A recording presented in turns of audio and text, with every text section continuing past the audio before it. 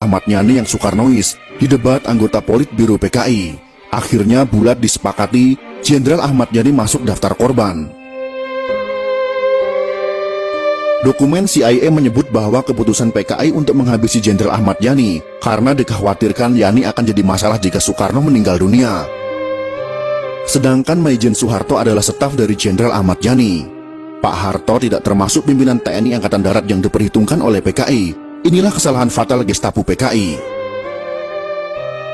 Laporan CIA jelas menyebut ada kesalahan analisa Politbiro PKI dalam menyusun daftar korban. PKI tidak memperhitungkan kemampuan militer Soeharto.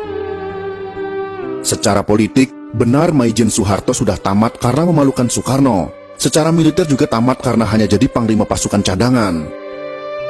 Dari perspektif faksi militer, Soeharto tidak masuk faksi manapun. Soeharto hanya dianggap bayang-bayang Jenderal Ahmad Yani. Gestapo pun dilancarkan PKI. Pertanyaan besar pun muncul tentang faktor keberhasilan Soeharto melakukan serangan balasan terhadap aksi Gestapo yang berujung kepada penumpasan PKI terjawab dalam laporan CIA.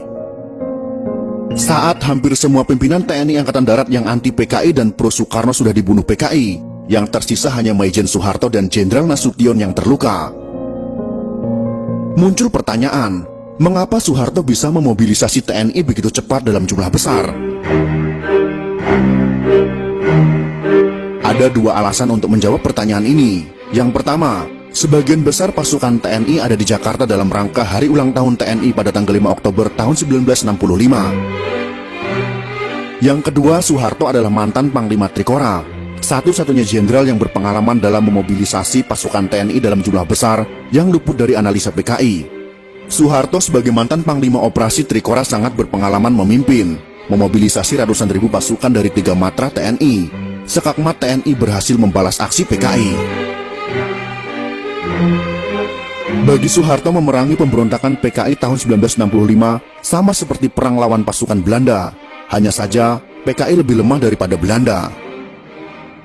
Laporan CIA tentang G30S PKI dan operasi penumpasan PKI yang baru diungkap setelah 30 tahun disimpan sebagai dokumen rahasia menjawab banyak pertanyaan rakyat.